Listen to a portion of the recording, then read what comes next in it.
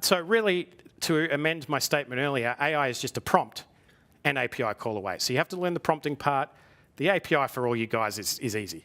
I mean, you just read the documentation, you'll be there in no time. So I'm going to talk a little bit about prompting. Knowledge retrieval, I think, is the bare bones of AI these days, which I'll show you.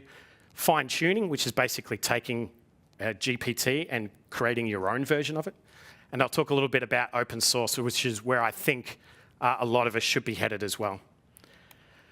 So in terms of prompting, look, I could spend a day talking about prompting, and it's an art. It is absolutely an art. There are some art science to it, but primarily it is very much a trial and error. You start to think like the AI thinks, and there's no substitute for just prompting, reading, prompting, seeing what happens. One thing, though, that does help the AI is a very precision of instructions. Vague instructions, the AI will give you a vague response. Precise instructions will give you a precise response. And understanding what output you want will determine whether you go precise or vague with the AI. Each word has to be carefully selected. You can write a sentence with read the text and summarize it simply, and change that to read the text and provide a decent summary. Those two prompts will give you potentially very different outputs. And when you're working on a production-grade application, it's like you're going to spend hours changing a word here and a word there until the prompt gives you specifically what you're after. They take time to develop, but anyone can do it, anyone can learn it because it is natural language. And it does work for software developers because we tend to be more precise in our thinking than, say, the general public, who can be a little bit more vague.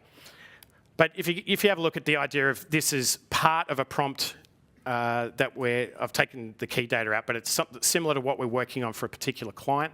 This is one of 800 lines for this particular prompt.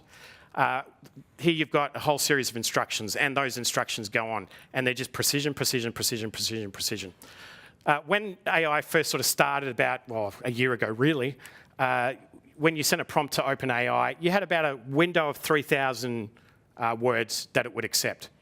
Now, just recently, OpenAI can now accept about 1,000 words in the prompt. The Claude or the Anthropic models will receive about 175,000 words in a prompt. And just in the last 24 hours, which it kind of blows my mind, Google Gemini Pro Plus was released, which will accept 750,000 words in a prompt. Now, if you put that in context, all of the Lord of the Rings books is 500,000 words.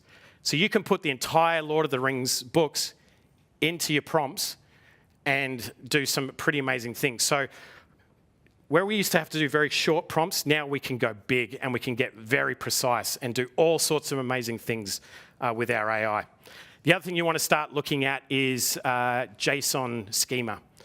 AI loves being told how to respond using JSON schema. So if you haven't used it before, it's basically a way to define the structure of your JSON. And you're telling the AI, this is how I want the data back in a very precise way, particularly for when you're looking at a computer software where you need precise JSON returned.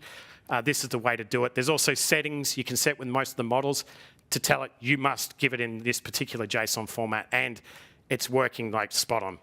So yeah, the prompting right now is, it's like there's so much more we can do because of these context windows.